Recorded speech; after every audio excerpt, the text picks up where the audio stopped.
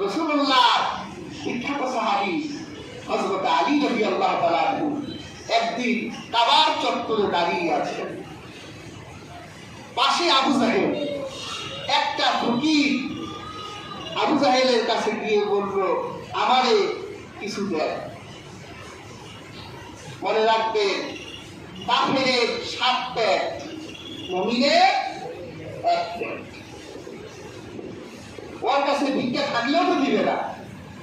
ওর ভিতরে শয়তানি জাগলো, আমি তো এই ভিক্ষুককে ভিক্ষা দিবই না। আমি একটু বিপদে ফেলি, কারণ জানি যে আলী এখন বেকার অবস্থায় আছে, নুন আনতে পান্তা ফুটায়, তা আলীর কাছে ভিক্ষুককে পাঠাই দিই। ভিক্ষুককে বললো, কাবার চত্বরে দাঁড়িয়ে আছে ওই লোকটা খুব বড় দয়ালু এবং দাতা, তার কাছে কেউ চাইলে সে খালি হাতে ফিরায় না। ভিক্ষুকটা হযরত আলী রাদিয়াল্লাহু তাআলা আনহুর কাছে গিয়ে বললেন যে আমার কিছু দেন, আমি নিঃস্ব মানুষ। হযরত আলী বুঝতে পারলেন যে এটা আবু জাহেলই পাঠাইছে, কারণ আবু জাহেল আমাকে ইশারা করছে। এখন যদি আমি এই ভিক্ষুকটাকে কিছু না দেই, তাহলে টিকা টিপ্পনি দিবে, আমাকে একটু ক্রিটিসাইজ করবে, কাজে কিছু না কিছু তো দিতেই হয়। ওকে খাটালেন, কিছু নাই, কি দিবে? হযরত আলী রাদিয়াল্লাহু তাআলা আনহু রাসূলুল্লাহর শানে কয়বার দরুদ পড়ে ভিক্ষুকটাকে বলল, হাত পাতো। হাত পাতলো, হযরত আলী তার হাতে ফু দিয়ে দিলেন। বলল, মুখ পাকাও। মুখ করার পর বলল, যাও আবু জাহেলের কাছে গিয়ে, আমার সামনে খুলল না, আবু জাহেলের কাছে গিয়ে খুলবা, দেখো এখানে কি আছে। ফকিরটা আবু জাহেলের কাছে গিয়ে, আবু জাহেল বলল, কি দিছে দেখি তো। হাত খুলছে, পর থেকে হাতে কয়েকটা মুক্তা। হযরত আলী কি দিলেন? ফু দিলেন। আর আবু জাহেলের কাছে গিয়ে দেখলো মুক্তা হাতে। আবু জাহেল তো অবাক হয়ে গেছে। আরে আমি নির্ভরযোগ্য সূত্রে শুনলাম যে আলীর ঘরে কিছু নাই, আলী বেকার, মুক্তা দিল কিভাবে? ফকিরকে ধরে হযরত আলীর কাছে এসে বলল, আলী, তোমার ঘরে তো কিছুই নাই, তুমি দারিদ্র্যের জীবন যাপন করছো, ফাতেমা কিছু খায় নাই, হাসান হুসাইন কিছু খায় নাই, তোমার কাছে এত দামি মুক্তা কিভাবে এলো সেটাও আমাকে বলো। হযরত আলী বললেন, শোন আবু জাহেল, আমি তো আগেই জেনেছি যে এই ফকিরটাকে তুমি আমার কাছে পাঠিয়েছো আমাকে অপমান করার জন্য, আমাকে অপদস্থ করার জন্য। আমার কাছে তো আসলে কিছু ছিল না, কিন্তু যখন এই ফকির আমার কাছে এসে তার অভাবের কথা প্রার্থনা করলো, তখন চিন্তা করলাম খালি হাতে ফিরাই দেওয়া যাবে না, আমার কাছে কিছুই নাই, কিন্তু রাসূলুল্লাহ দরুদের হাতিয়ার আমার কাছে আছে। তখন আমি কয়েকবার দরুদ করে আমি এই ফকিরের হাতে ফু দিয়ে দিলাম, আল্লাহ রাসূলের দরুদের বরকত তার জন্য মুক্তা হয়ে গেল।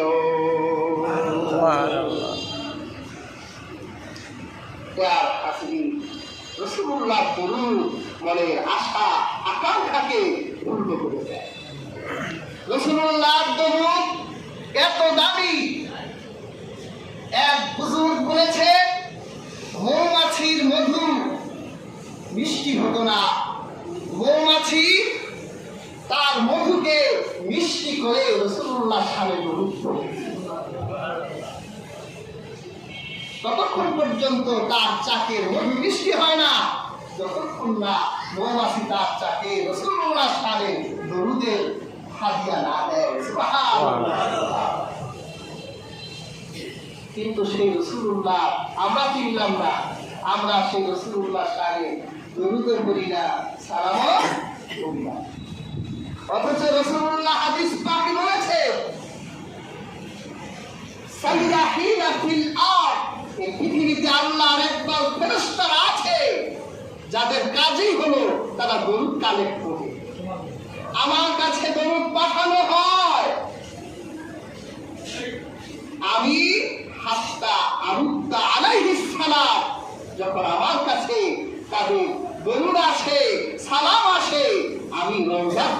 জবাব দিয়ে দেন। সুবহানাল্লাহ। কি বোঝা যায়? আল্লাহ তার রাসূলুল্লাহ দেহে আল্লাহ রূহ দেন। এই হাদিসের অর্থ হলো আল্লাহ রওজা মুবারকে আল্লাহ রাসূল আল্লাহ দর্শনে বিভোর থাকে।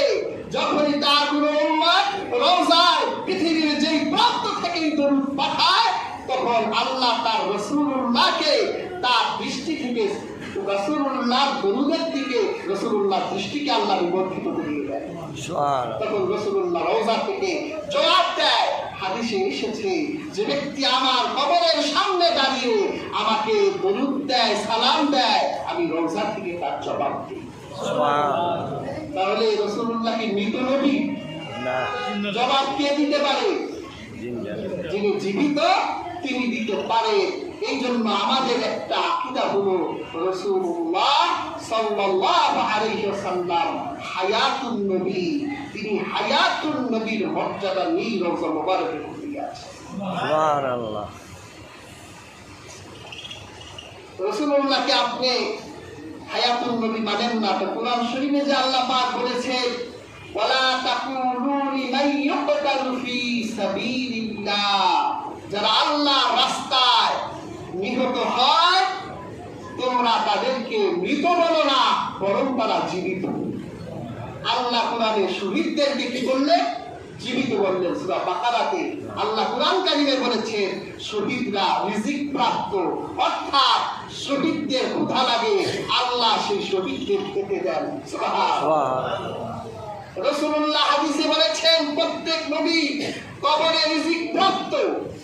তাহলে প্রত্যেক নবীর যদি কবরে রিজিক লাগে, তাহলে প্রত্যেক নবী যদি কবরে রিজিক লাগে, তারা কি মৃত?